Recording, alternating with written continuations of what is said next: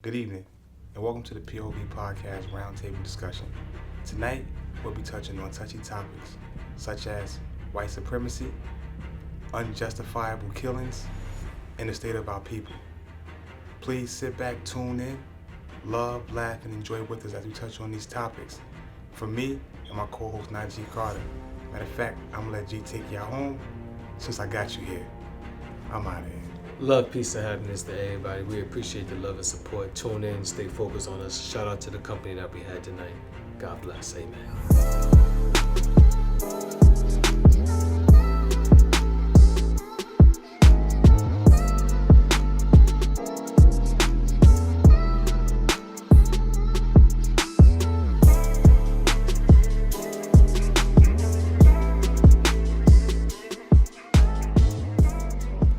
Ladies and gentlemen, we live back. Sorry for the wait. POV Podcast Roundtable Discussion.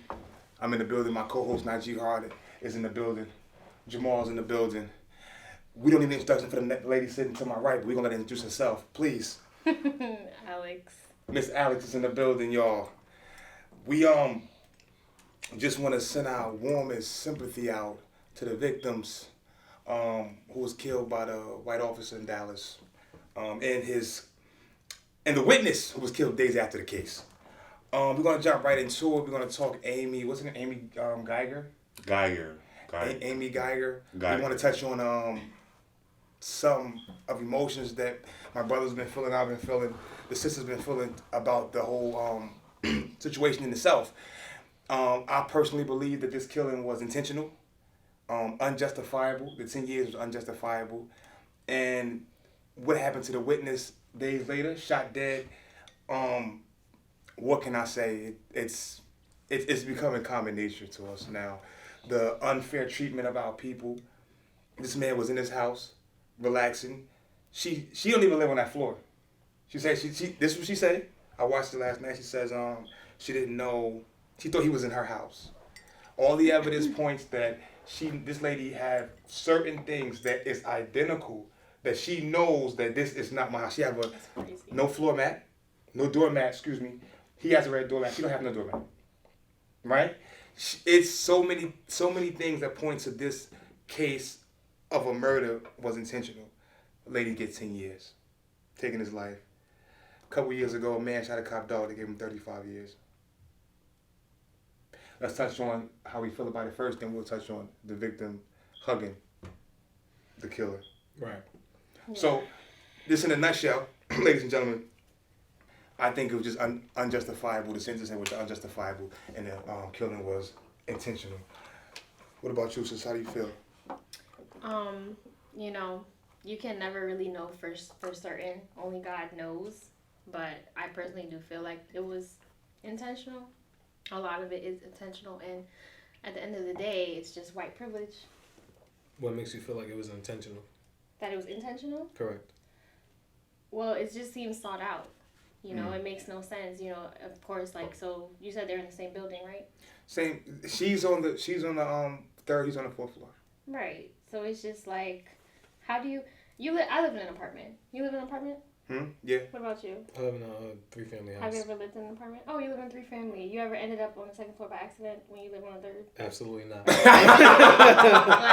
You know what I'm saying? Like, how could it not be intentional? And what part of paranoia do you end up on a different floor, on a different door? The thing is, just to piggyback on what you said, right? So the thing is, she shot him, and this shows that he was trying to hide. Like, what are you doing? She walked him down and shot him more.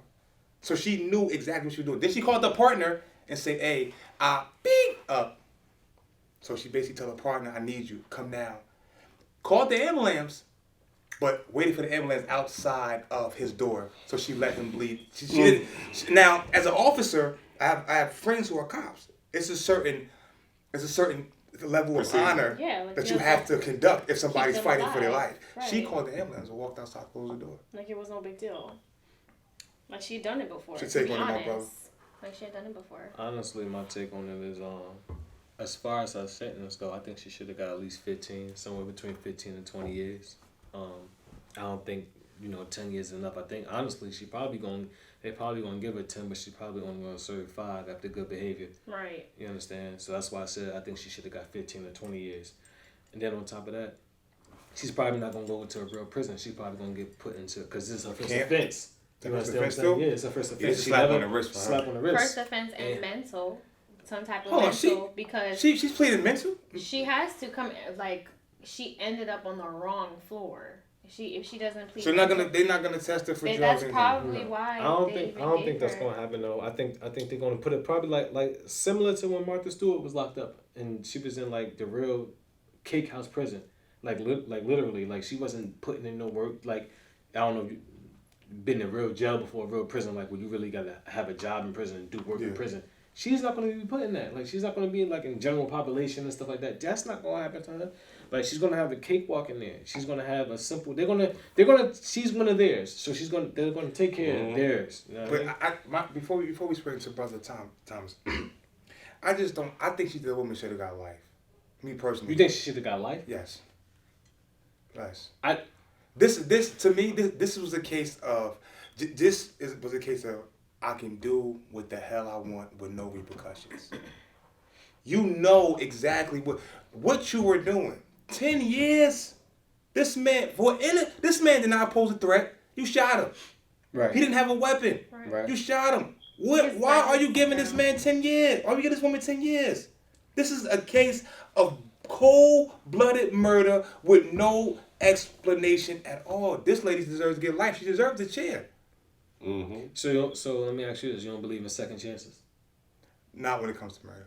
No. Unjustified murder, for example. Now, if it was an act of passion, I could be more compassionate. If someone walk in my house and kill my mother, right? I kill his. I kill his or hers, right?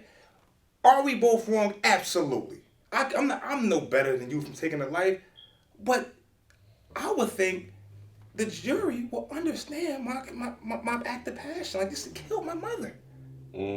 Took my mother. So you believe in the quote unquote eye for an eye? In certain situations, we have to. This is just wrong. I could see if he tried to attack her. She's a cop. You got to defend yourself. But for one, as a cop, you're supposed to draw your weapon. If you don't have full threat, you don't have to shoot him. You're supposed to hold him there and call for backup. I agree with that. She didn't do that. She walked in the house shooting. I think that's my biggest issue with that he never caused a reason for her to shoot. Like, she shot that man with intent to kill that man. She said she sat up on the stand and said that. So my thing is, like, as a trained police officer, when you train for situations like that, so you draw your gun, you see that man didn't cause no threat to you or anything. So what was your purpose? Even if you wanted to shoot him, you could have shot him in the arm, you could have shot him in the leg. You didn't have to kill that man. She didn't even say freeze. Yeah, so that right there is my bigger issue. That's my. And then we have no clue why she was there in the first place, right? My point is, think about this: how you end up on that floor? You don't. The guy who died, R.I.P. to him, God bless his heart and his family. He smokes marijuana. You don't smoke marijuana. Right. You should know this not your house. What are you doing walking in this man's house? Probably knocked on his door because of that. No, she walked in. Yeah, she walked in. His door wasn't locked. What's your take on it, my brother?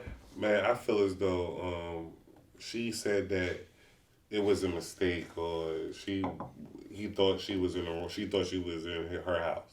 Right. You made a mistake, so you should own up to it. You know, so you should get your time. You know, you shouldn't be trying to back out of it. You know, I feel as though she did it on purpose and try to back out and say you made a mistake. Okay, you made a mistake. You're like, okay, like when we did mistakes as kids, it didn't lessen the ass whooping. You know, we still took it. So, you know, at the same time, she needs to just take her time. You know, even if she got 10, I know people are kind of upset. We should just be happy she got time in the first place.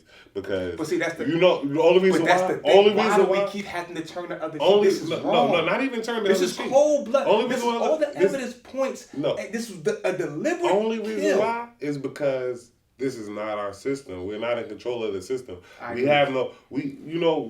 This is like a doggy bone with the system. Whose system is it, by the way? You said it's not our system. It's not our system. It's it's a system ran by the elites of the world. So we're talking white supremacy. We're talking about supremacy, money supremacy. We don't got the money for that. To even have that system. We can't pay off a judge. We can't pay off we hear about these stories all the time. You know, we see countless black boys getting sentenced to prison all the time. And they talk about it, how these judges were paid off to send these people to prison. You know, so it's not our system to be, oh, well, we need to give them 50 years. We're not the person that's judging. You know, we're just the public. We're just the public that's viewing this. And I get that. We're not in control. But remember, even the lady who shot a warning shot in the air got 35 years for a warning shot. Right. This lady walk in that man's house and kill him. Give her 10 years. And you want to tell me white supremacy isn't real? Money supremacy isn't real. This is real. This is war. This is a war on us, on our people. It's us versus them at the end of the day. I'm sorry. But you know what? Not all, but most. And in society, numbers rule. But you know what? This is, you know, I know we're going to transition into a the brother hugging. We have to be taught like chess players. We have to understand your opposition, understand your enemy. I feel as though certain black people are not really suited to understanding their enemy because they feel as though, oh, we love everybody. Like, we let everybody in. That's why it's easily infiltrated. Like, all of our movements, our systems that we try to come about, always was easily infiltrated. If you look back, they said the cameraman for Martin Luther King, he was working for the FBI. Somebody was working for the FBI, who was working for Malcolm X. They always infiltrate the system, you know? And I feel as though we kind of weak when it comes to just, like, not sifting out the real people who we should be around. It's kind of hard. But it's not our natural nature to be certain way. I don't think that has to do with us as people, like being black people, right? So we're talking about media, right? So you're talking about media, then you're talking about the people. Let's just say the people are no type of color, no contest, right? The war on media is different all in itself because the media is casting out what they want the people to see, right?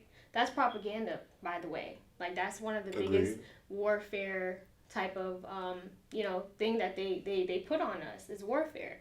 You know, they want us to see the TV. They want us to be desensitized. They want us to always believe what's right and what's wrong. So when you see something that's right on TV, who's to say it's actually right?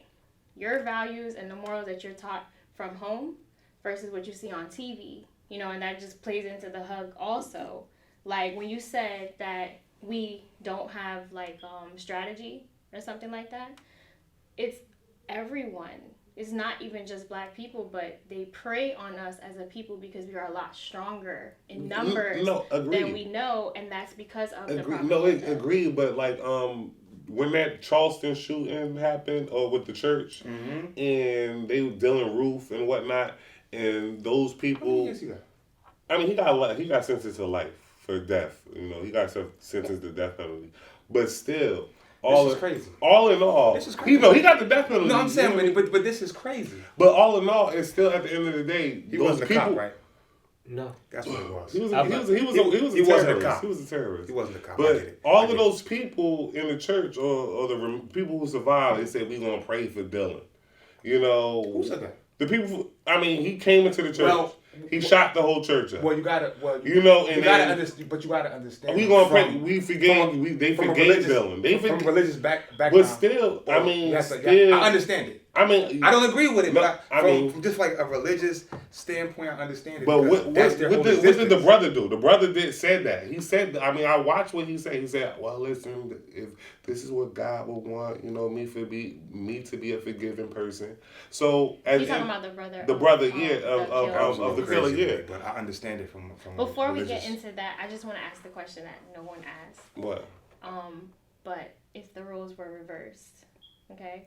Do you feel as though a black officer would have gotten 10 years? You know why we didn't ask that question? Because we needed to be damn asked. The office. We gotta ask the people. The people should know that if that damn cop was black, his ass was life in prison. No, I don't believe that. I don't believe he would have got life. I don't believe he would have got life because there's just he got more than 10 years. So the system. He would have got more than 10 years. The system is messed up. Maybe, but not life. He would have got 50. The system is messed up in general, but we know damn well he wasn't getting no 10 years.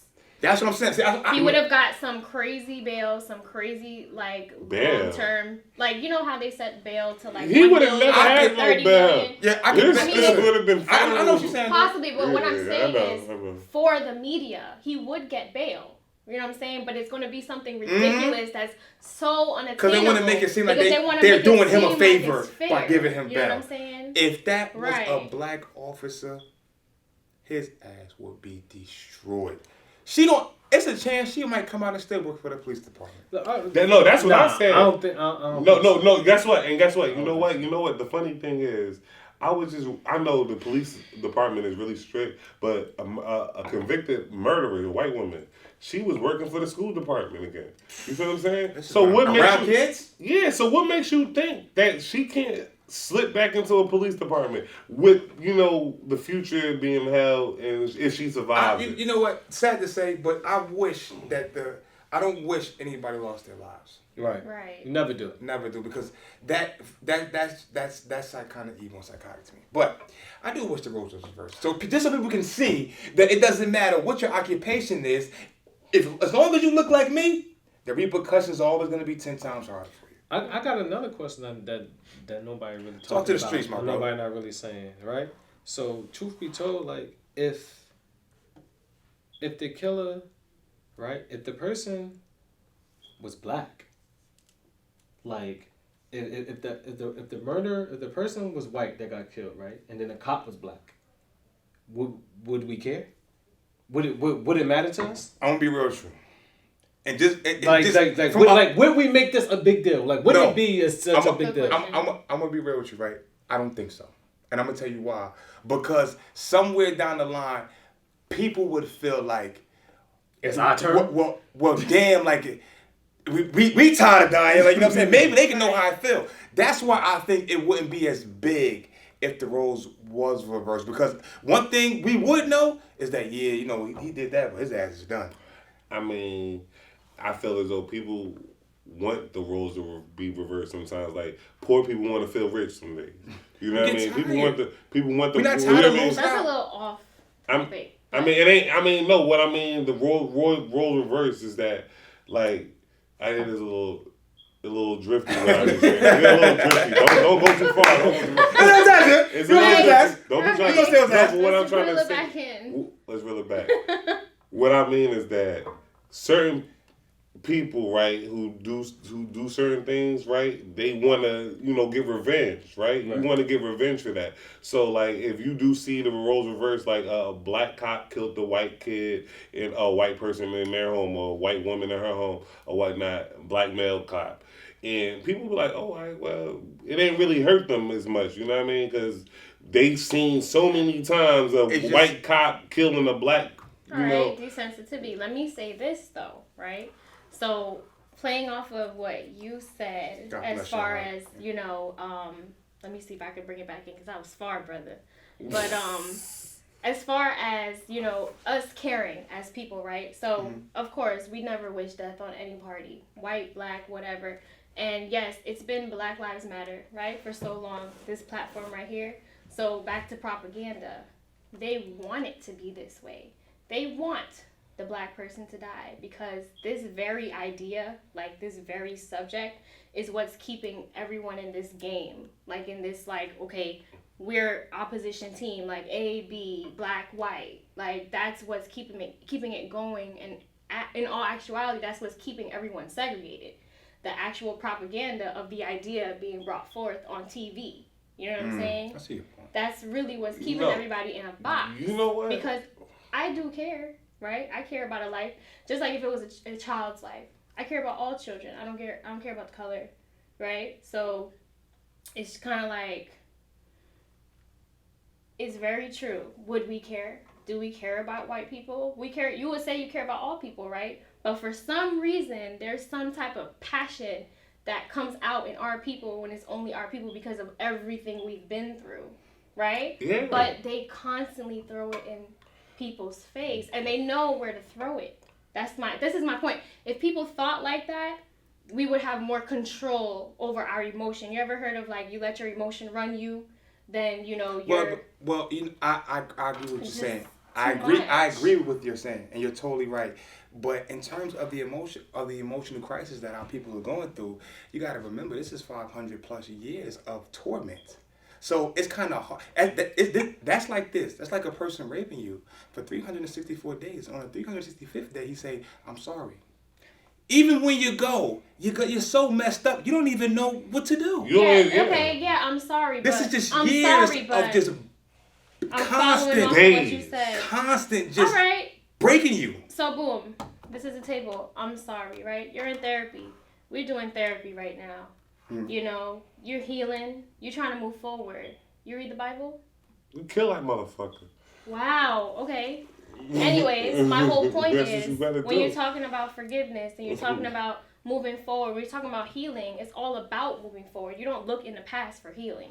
You don't look in the past for closure. So I'm just saying, if the same thing applies, you know, and that is the stigma where people just want to be stuck in oppression because of what they felt like their ancestors went through. You are literally being given the tools, right? Just forget about supremacy for a second. You How? are literally being how? Because you don't want How? to. If I'm giving you No, the no, tools to I'm just move asking. forward. What, You know how? The same way you but forget. what No, tools don't are we cut me given? off. Don't cut me off. The What same tools way are we you, the given, though? same way that you want to know how to forget. The same way you forget about the white life. The same way you forget about the white life. Let me tell you something. And you remember. Let me tell you You know what I'm saying? You give into the propaganda. I'm born 89, right? Let me tell you something. When I was about 15, 16, I remember being in Cranford, New Jersey, and white kids saying, "Get the fuck out of my town, And you I filthy believe nigga." you. So it's It like, still regardless if happens. my ancestors, regardless gonna if continue I'm going, happening. and we're going to always witness the same things. So we're looking for change. Najee, what do you feel about that between what he said and I said? Like, Honestly, I think y'all both got a point. I think because when you look at it as, like, from my standpoint, from my standing view, like, I believe in, like, second chances. I believe in forgiving and moving forward. Those are just things. is that from a spiritual level though? That's from both. That's from the flesh level and the spiritual level. But at the same time, I also don't believe in, like, I believe in forgiving and forgetting and moving forward, but I also believe in holding people accountable for their actions. And that's what that's what a lot of people don't do. Yeah. I'm gonna be real with you. Mm-hmm. It's easy to talk when you don't walk, when you don't come from a certain background. Right. Same thing with growing up in certain living conditions. Some people poverty. Other people they don't know poverty. It's like, yo, you need to forget about that. You're not in the hood. It's not about I hope that's where not for me. where because I'm from where you at, right? This is the whole thing in a nutshell. At the end of the day, we're not speaking about when you forgive, G, it's for you, right? Yeah, You forgive. I forgive. When you forgive, it's for me. It's for us. It's Yeah, not for us. other people. It's not for the other person. Right. It's definitely So for me. when I see my people constantly, when you constantly reminding a person that they ain't shit, like you ain't shit, you're nothing. We are the only people, factual, that's systematically denied. There are other and groups that's systematically from a system that was denied. developed a very long time ago. So Right. it's So true. So I'm not so how denying can so that. when we talk about moving forward and we have the tools, I'm trying to figure out what tools are they given. For one, we can't be a racist because racists ran by money. We don't have the money to be racist. We don't have the power just be to be racist. We could just The judge best it. time it was when in this country was when we were segregated. When we segregated, we stuck with each other and we got a lot more accomplished. When they start mixing matching, you see what happens to us. And all of that mixing and mashing, what we doing now, guess what happening? We don't got our own money. We don't got our own banks. We don't have our own hospitals. We have nothing to call our own. So you know what? Integration, I understand it was a ploy to break down our economic value because our economic value was on trajectory in before the integration came about. Our trajectory was like $1 trillion. Just in 2000, in the year 2000, they trajectory black people are owning $1 million or $1 trillion. And we would have been wealthy, but that's neither here. That's okay. We're the biggest consumers every year. This is very true. You know, in the beginning of our segment, true. you mentioned something about how there are certain people within our community who don't have tools. I just want to know how other people who don't have those tools or who don't have that mindset, because we know everybody don't got it. You know what I'm saying? who are they going to follow? Is if as leaders for a moment we can't put the very thing that the only thing that they can see, right? The only thing that's like stopping them, holding them back. Let's just say it is the oppression or it's the idea or the fact of everything that happened. How are they going to follow you if you can't just lead them from a different place? Because obviously doing what we've been doing hasn't worked. Now I'm gonna take it to a micro level. If you're in the jungle, right, and you see a snake and a snake bites you, would you walk near that snake again? It doesn't take you, like it always tell you, you don't have to be bitten twice. Fool me once, shame on me. Fool me twice. I mean, you know how the saying go. You know the saying. Long story short is that we have to educate our children for the treatment because that they're gonna see in the future. Granted, we don't see any kids as being taught racist values that we grow up in the hood. We don't teach our kids racist values. I see all these children watching TV. However, like I said, the biggest weapon is the television. Who is still watching TV? Any kids not watching TV? I mean, when I grew up, I didn't see any racism on television. Literally, blatantly, like we were taught to hate white people, It probably wouldn't have bit you if you saw it coming. Probably haven't. I see both of you. Both of you got good point of views. I understand what you're saying, Alex. I understand what Maul's saying. I think, to be honest with you, it's really like a full circle when you think about it. You think about so from Maul's point of view, you're saying that. From Maul's point of view, he's saying, how could we change if the system hasn't changed? The system hasn't changed, so we can't move forward because we're going back in the same circle. You're saying we should forgive and forget and move forward? No, I didn't say that. Well, what are you saying? I didn't say that at all. I'm saying systematically, how is there a different way? Because that way is just not working. It's a different way. It's a different way. But and I'm just talking about leaving the emotions out of it for a second, even though I know about the oppression. I know about that. This is the way to change. What else can we do? Saying that there's a better way than giving in to the oppression. This is what we can do. I'm not saying forget. But we don't have, the issue is we don't have a control of that system. We don't have the power to control that system. That system. The only thing that we can do to move forward, and a lot of people, this is very simple. If you want to move forward and better our people, stick with your people. Stop making other people rich. Stop spending your money outside of stick with your people if you want to move forward. Yes. It's that simple. Yes. Oklahoma, Tulsa, Oklahoma, Black Wall Street, stick with your people. Yes. We had black churches, black hospitals, black schools, black dentists, black doctors. Stick with your people. Yes. They came in and bombed it because we was getting too strong economically. Yes. We cannot hurt them no other way other than economic. That's facts. That's it. With Rosa Parks and them dead. They said we ain't riding the bus no more. How did they hit them? They hit them economically. See, we don't understand. It's an economic game right now. We have no stake. You have no stake in America. There's so much at stake, speaking of stake. But you see, within our people now, we have the hurt. We have a mass of our people who are actually dangerous, and that's due from slavery. It's because of the system, because of the white supremacy, because of everything that they have in place. Like, there are certain parts where our people were designed to, they're trying to make everyone believe that we are dangerous, that we are not, or let's say in the hood or in the this. So it's crazy. Stick with your people sounds so beautiful, right? But some of our people are scared to stick with our people. You know what I'm saying? You know why? And I just think, what I'm trying to say is, somebody said it. One of you said it earlier. You could talk the talk, but it's really hard to walk the walk. It's going to take a lot of people. It's going to take a lot of devotion, a lot of passion, a lot of programs, and a lot of patience to unsensitize people, help them unlearn and also learn what has happened to them. Not just the children, because it's a lot of adults that don't understand what's going on. So I really don't understand how they're supposed to teach the children. This is not just a one quick and fix thing. It's a lot of subjects in this. A lot of therapy that needs to happen. A lot of everything. There are a lot of black people that are dangerous as fuck. People are dangerous people. Yes, Period. but they literally made us that way. No, I'm not talking about black people. I'm talking about all No, people. I'm talking about. I'm saying all people. We're not dangerous. talking about all people right now, so we got to stick to the subject. dangerous. We're not talking about I all people. understand what sister You know saying. what I'm saying? I'm just saying all. I'm saying I have compassion for it, but I'm gonna, if we're gonna talk about it, you're gonna talk about the solution. You gotta talk about the actual solution. Like, it's no dancing around it. Stick with your people. Economics. Stick with your people. I came economics. It's a lot more Stick than with your that. people. I'm gonna tell you why it's not a lot more than Because that. bangers could stick with bangers. You know what I'm saying? The hood could stick with the hood.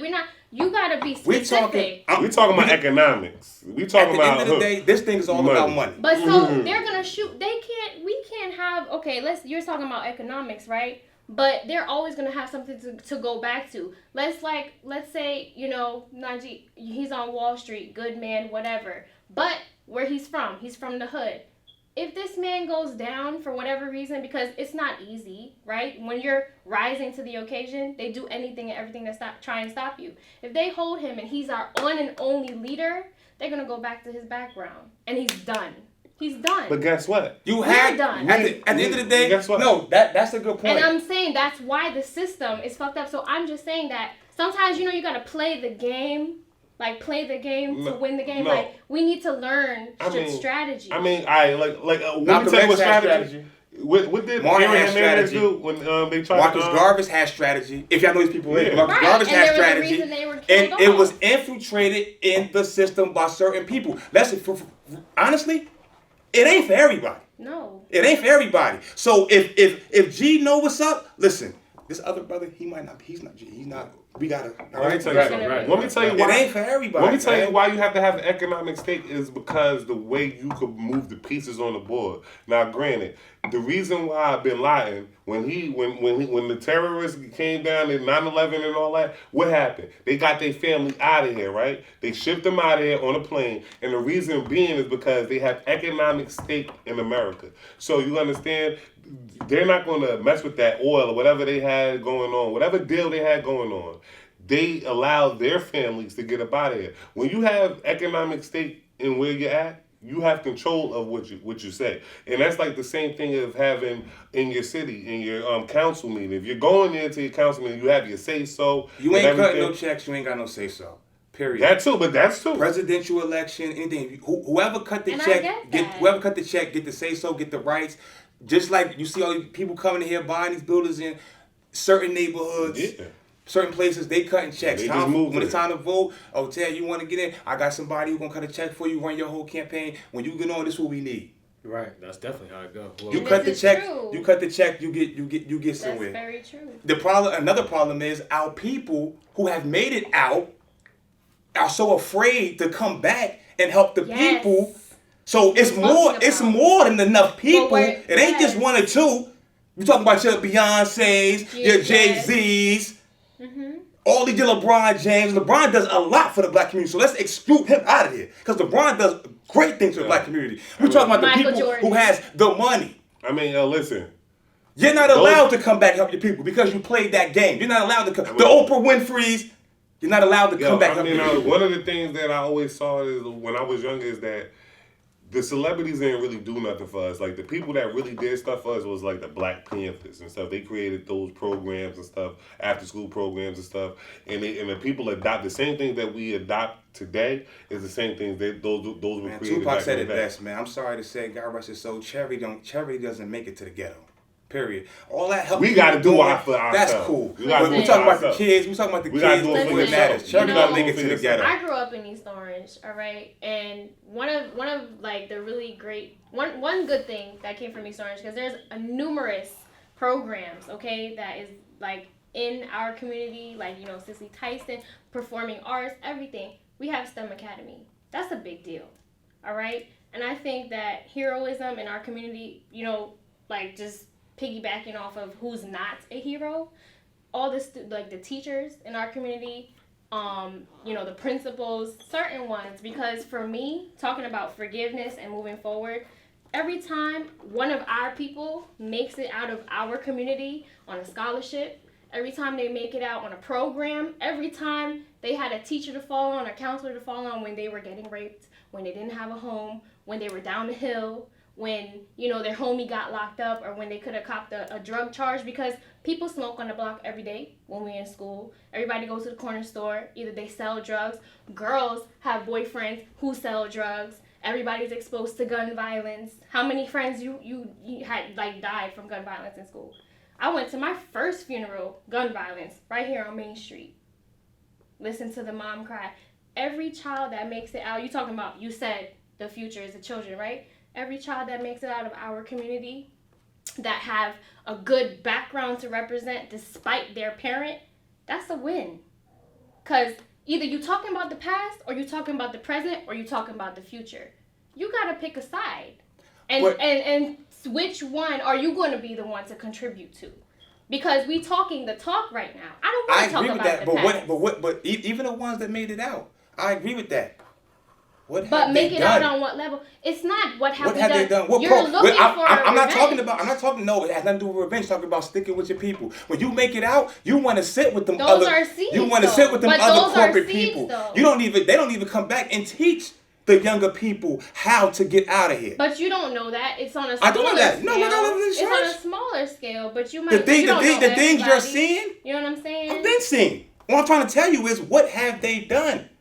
This is what it boils down to. What have they done for their community? I can tell you what I've done for my community, with no government backing, with no council backing. I can tell you what I've done out of my pocket for my community. Many people? So I'm not. But just little me is not enough. But what happened if we had the fire chief, the police, what that young brother's doing? We're gonna help you. We're gonna help you get your program to another level. We're gonna help you every year. You want to give book bags back. Every year you want to give clothes. Every year you want to come out of your own pocket and do things for your community. So when I talk the talk, it's because I walked it also. Okay, but you're one person. My point exactly. How valuable can you be as my point exactly. What I'm trying to say, if everybody pull their resources together, instead of being afraid. I'm a person who's on this earth, who grew up here. I don't know you, and you obviously don't know me. So are you doing everything that you can do as a community leader? And I commend you. Congratulations. And I'm very happy that you're doing all of those things. I'm appreciative. Clap it up for the brother. Yes. Appreciative. Clap it up for that black man. But you are only as valuable as what you can teach someone. Because after you're gone, you got to think there's nobody to do it. I guess are you going out into community? Are you trying to bring people in to understand this what is you're an trying everyday to do? thing we do. You know what I'm saying? I'm not denying that. You got to understand. I I'm speaking from a general point. I understand what you're saying. And speaking hypothetically, once I elaborate on it and we articulate the conversation, you'll understand my answer clearly. This is an everyday thing we're doing. Programs like Brother to Brother. Each one, reach one, each one, teach one. We bringing together men off the street. Gangbangers. Drug dealers. Okay. We bringing these men off the street. Listen, you don't homes. have to do that. You don't have to. Hey, Christmas time come around. Listen, this toy drive. Tell your mother. I know she ain't got it. I know your mother on drugs. As a person who grew up with their parents on drugs, been home and slept outside with my mother. I should have been a kid that's on drugs, or the kid that's shooting shit up, or the kid that's out here wild and raping girls. But I didn't choose to do that. And that's good because I had something in me. That was more than my circumstance. So I tell kids all the time, you ain't got to be defined by where you from or defined by your circumstances. This is very true. And yes, it's a group of little guys who are, all right, we pushing the ball forward with y'all. Y'all doing good. These are our athletes in our community. These are our scholars in our community. The problem is a lot of things that's good in our community isn't glorified. Right. Like you said, go back to what the sister said. Agreed. When you have that student who's an honorable student, a valedictorian, who got into Rutgers, my man Travis Graham Jones, an A+ student for his whole school career. Never got a valedictorian, graduated, went to Rutgers, New Brunswick, full scholarship. That wasn't talked about. So this is beautiful. That's our friend. This wasn't talked Shout about. out to Travis Graham Jones. That's our friend. Shout out to Travis. Right. Two. We have great teachers that wasn't, like sister said, that wasn't glorified. Mr. R, Mr. L. Great teachers, scholars. This is beautiful. So a lot now of it's just at the end of the day. To a surface. At the end of the day, the problem is once certain ones of us make it to that level, elite. But the door closes on your people because you're so afraid to come back. You afraid to be broke. Right. And I'm knocking them. You I can't ain't knocking blame you. them, you know what I'm saying? Like, let's I'm just not say knocking we're going you. to see everyone from their point of view because everyone has a reason, right? Everyone has their point of view. And if they don't know better, let's say they don't know as much as you know, and let's face it, not everyone is as brave as you are. You know what I'm saying? You might have been that kid when you, because everyone gets free will, you know, when you had a choice to go left or right, you made your choice and you went in the direction you did. And that's a beautiful thing. But so now we got to a head. Now we have a problem. You said it's not glorified enough. Now you gather people together. Hey, what are some things that we can do to put these people on a platform? And you know, one of the biggest things, one of the best forms of like just reaching out to people is other people, word of mouth. You know what I'm saying? If you come to me with what you just said and you're just like, hey, you know, I'm really just trying to get a group together. I'm just trying to get out there. I'm just trying to get the word out there. Like, let's just start a group. Let's do this. Let's do that. I'm with it. You know what I'm saying? And I know that there's other people like that. But you know what? It's the this is the real thing that we have to understand. It's other people, right, is empowering other people. Like, but the person who can't do it is not doing it. You know, The person who can't. You said? the person who can do it is not doing it. Like the person who got the money and everything, and who could line up everything But the that way it's doesn't supposed give to. us a reason to give up. No, it doesn't give you the. It doesn't No. give you the reason. It doesn't give you the reason to give up.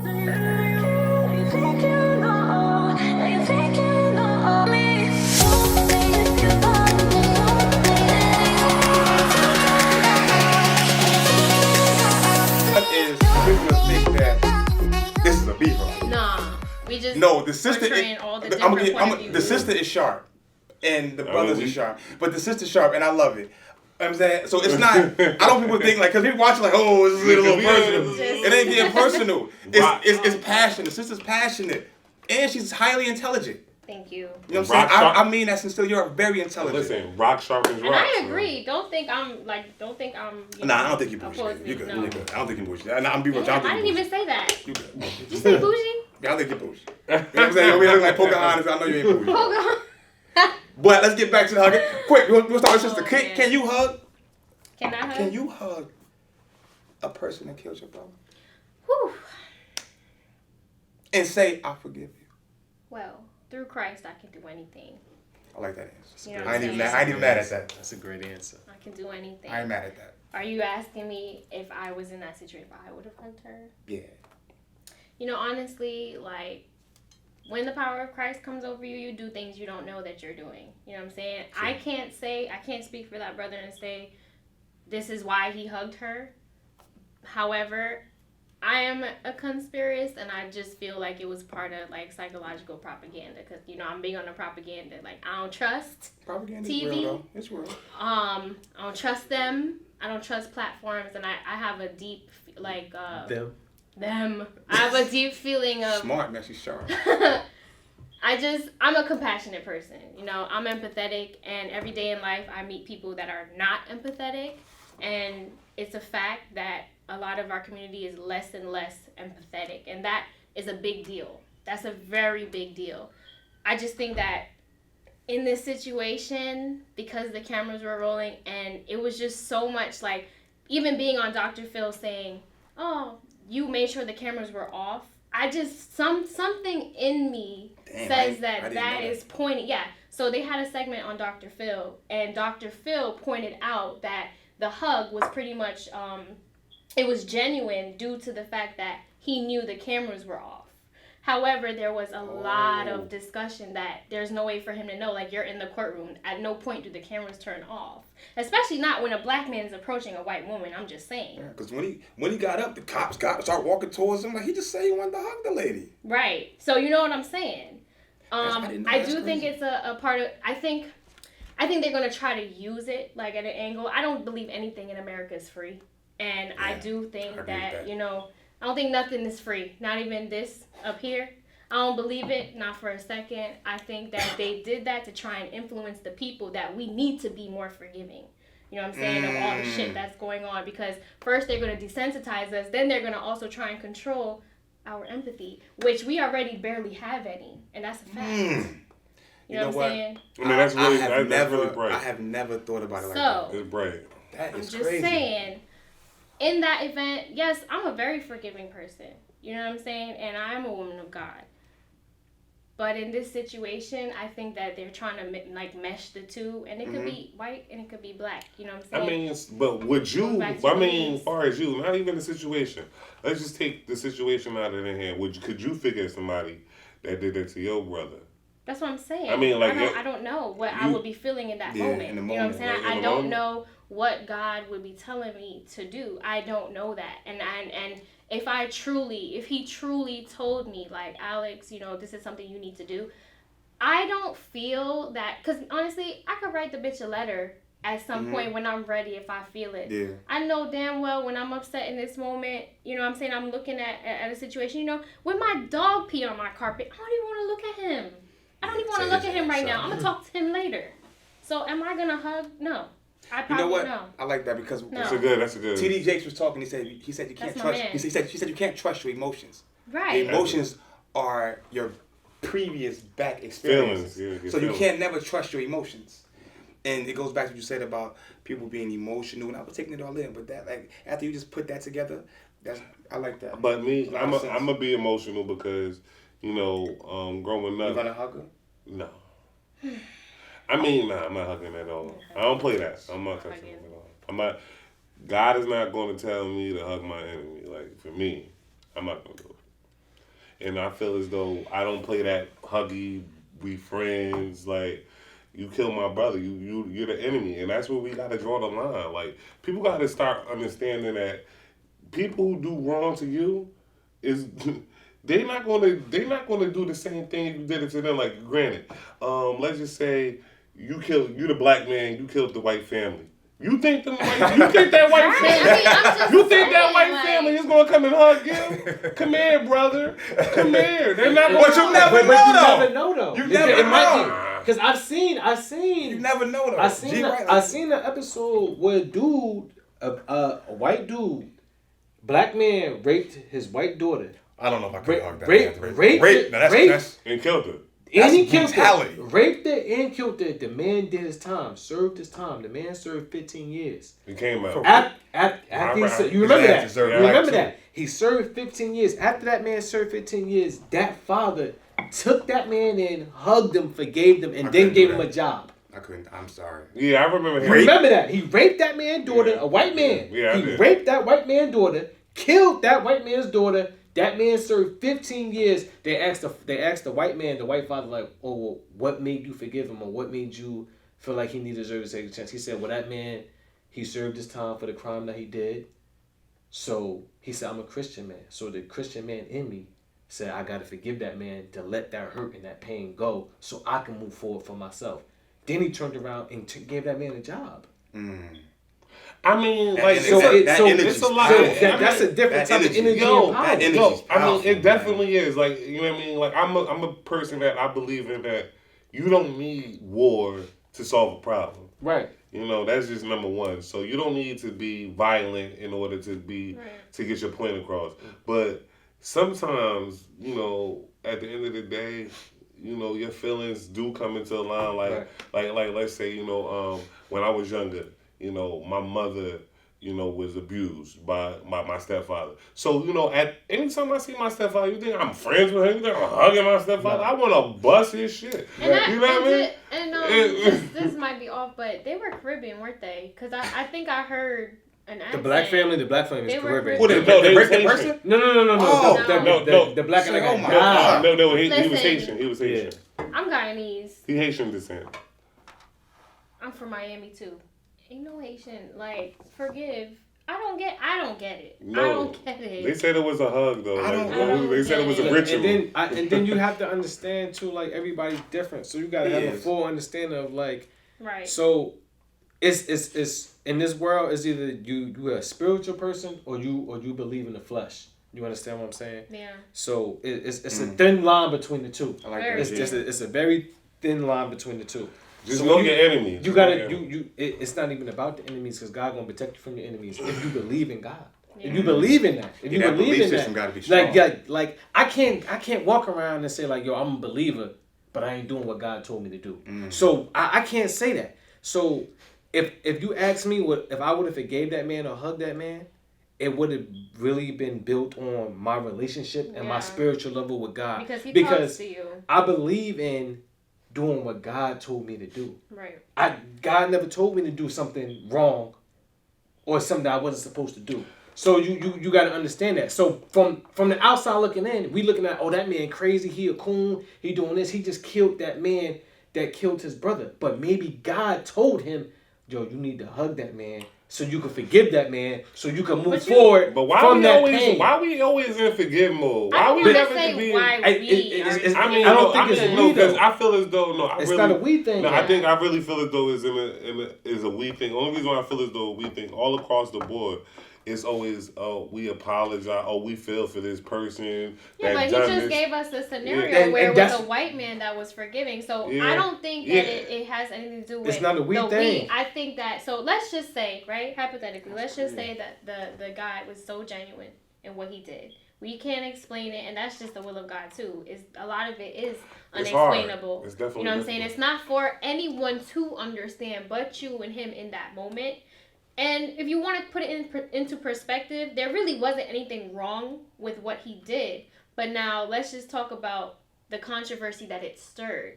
Now it has a bunch of people from all aspects questioning it. Then they have people labeling themselves like you. Why are we forgiven? Who is we? Who is we? Because I know a group of people that don't find themselves that way. Some people do, some people don't. And it's just crazy because I feel like it's either going to make people go really hard in a good direction or really hard in a bad direction, because people can retaliate and say, oh, fuck that. We're not going to be forgiving. Forget what this man did, like war. And then there might be some people that see it and feel empathetic and go, we are one people. Like, this is how shit should be. But I think the problem is because she's a white woman. And that's where most black people are upset about, because of the ongoing conspiracy of war. The hug, I feel like on a spiritual level, the hug could have been simply given to save that woman. Like sometimes when something moves your spirit, and it tells you do this. For example, you can walk past 4 people who ask you for money. You get to a light and you see somebody in spirit say, help him. Right, yeah, exactly. It moves you. It moves you, yeah. You know what I'm saying? So at that time, me personally, I'm going to agree with the sister. I would have had to be in that moment. Yeah. I'm not going to say that I wouldn't or I would have. I had to be in that moment because I know me, and I'm going to break it down to neurology. Sometimes, y'all, I just don't understand things, man. I just don't get it. I just don't get it, and I'm a Scorpio at that. So I get my level of hate can really get high for somebody who done me wrong because I hold grudges, which I'm learning not to do. I won't never talk on it, but I'll express it through my actions. Right. And I'm learning as a man we got to stop that. But in that moment, I would have had to be in that moment. Now, even with you just now saying that goes back to what I was saying about you either spiritual or you part of the flesh. So, with you saying that you hold on to grudges and stuff like that, did you come to realize like, yo, once I let things go, I became a better person? Or I released that negative energy? Yeah. So that's what I'm talking about. So that goes straight to my point right there. We hold on to that negative energy, that bitterness, that sadness. And who's to say God didn't say to that man at that very point in time, like, look, if you want to move forward from this, you need to hug that woman and move forward and let that pain and stuff go. Because if you don't do what I told you to do, you're going to hold on to that bitterness, that pain. You treat that brother like he Job, man. No. You haven't been so... I'm a woman, right? I'm a woman. Y'all know what y'all do, right? Y'all know what y'all do. There we go. Okay. You know what we're doing. Y'all know what y'all do, right? So I'm just saying, I've been in situations where I've been so angry that I just gotta be nice. Like when I start talking to you like this, right? And I'm like, I'm furious. Like I could probably kill you. I could right? Whoa. So sometimes like it probably is that because like you're just so like overcome with emotion, and we're speaking for him because honestly we don't know what he felt, we don't know how he felt, we don't know what he was thinking, and this is my point that this is controversy. This right here is called controversy because it's like every single person being moved by one moment that had shit to do with us. You know what I'm saying? Nah, I mean, so it does though. I just want to say no. That's your opinion. You feel like it has to do with us because of the fact that he's black and she's white. You know what I'm saying? But I think that it just so happened that it played into where it could be in their court or it can't be in their court. This is the thing. It could be in their court or it can't be in their court. That's why it's controversy. What if he was genuine with it? Because it's not a far-fetched thing. I believe you know what I'm saying? Because he asked more than once, can he do right, it? Right, That's why I believe he was genuine. So let's just say he was genuine with it, right? And then, there's a lot of people will say, oh, there's nothing wrong with it, because there's absolutely nothing wrong with it. And for me to sit here and say, in spirituality, like, if God told me to do something, do it. Like, and I've been there before. I've been angry with somebody before, and I just forgave them. And I think I did hug them or kiss them or maybe stayed with them. You know what I'm saying? It took me a while, but I think everybody. But I think that the controversy of it just so happened that it kind of could fall in their court. You know what I'm saying? And it's all what you're gonna do with it. Quick question: You don't think we love our oppressors? You know what I'm saying? Yeah. It's a thin line. That's a good question. So I'm saying, because think about it, it's like outside of this. Right, I'm really just piggybacking off him because I think that we got like the good debate. Mm-hmm. Like I feel like he's very A and I'm very B, but I don't think that we hate. I know I don't. Right, I don't hate anyone. I strive not to hate anyone. You know what I'm saying? At the end of the day, we're all people. We live amongst people. You know what I'm saying? Do you think we love our oppressors too much? I think we love our oppressors too much. I feel as though everything that we do as black people is to try to be like white people. And the reason why I feel like that is because a lot of the things that we... You're absolutely right. No, I really feel as though, like even the way we kind of live and stuff, like, we try to go on these vacations and stuff. But see, that's very contradictory. Nah, my vacations ain't got nothing. No. Talk to the streets, G. Order the court. Your vacations don't got nothing to do with white people, but guess what? We'll try to go on vacation and not pay that rent. You feel what I'm saying? We try to live in certain stuff. No, not everybody. But some people. That's traumas. No, those people who do.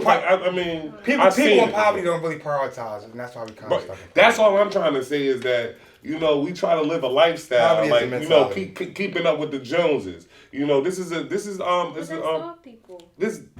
Yeah, but we're not in a position to keep up with the Joneses. But we're not in a position. We're not in a position.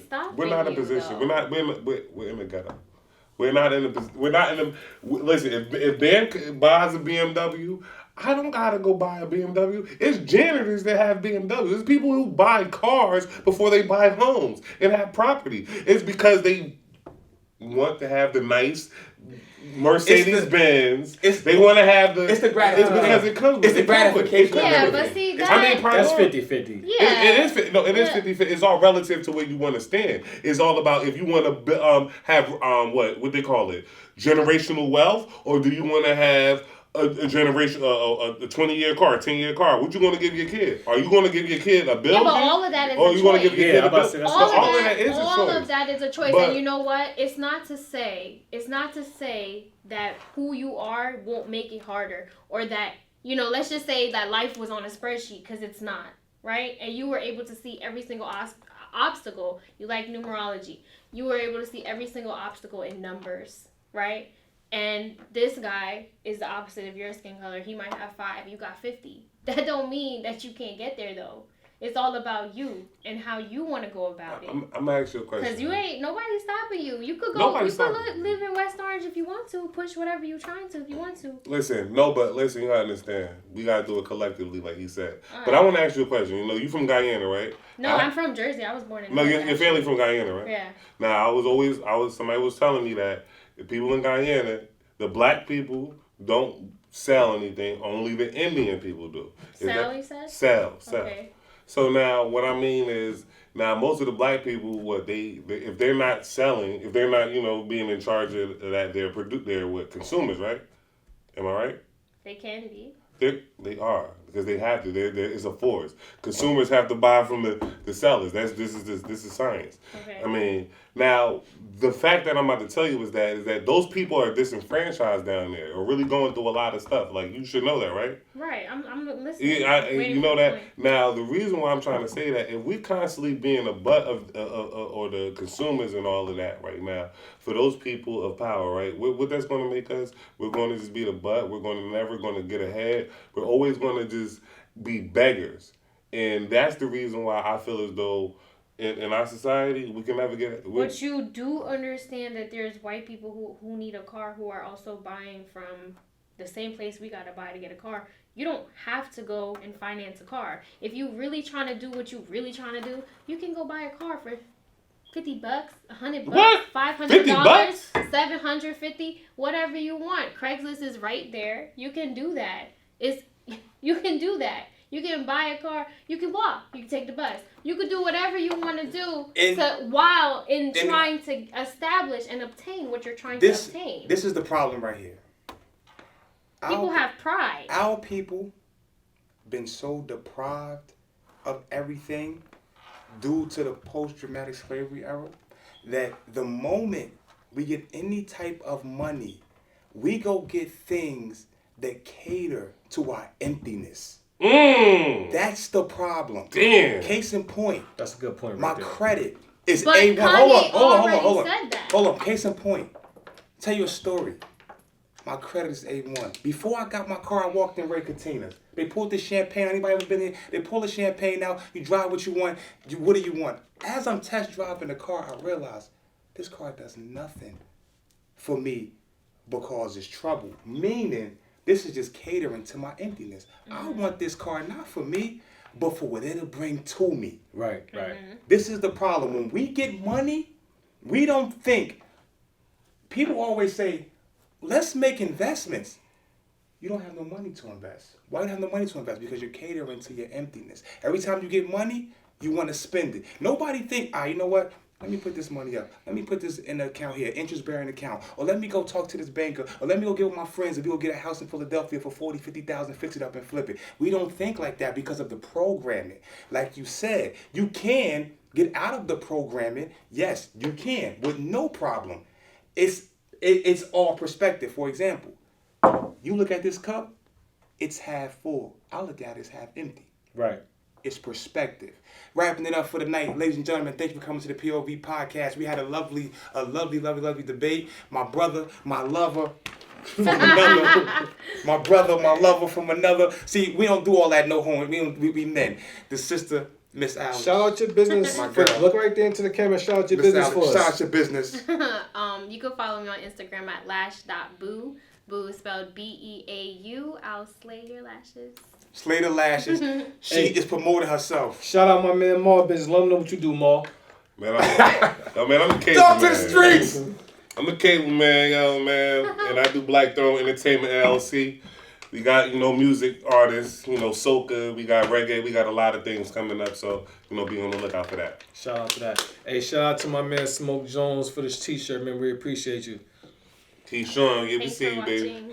watching. Peace and prosperity, family. From the family over at the POV podcast roundtable discussion. Thank you so much. Love yours. No such thing as a life better than yours. J. Cole, get with me, baby.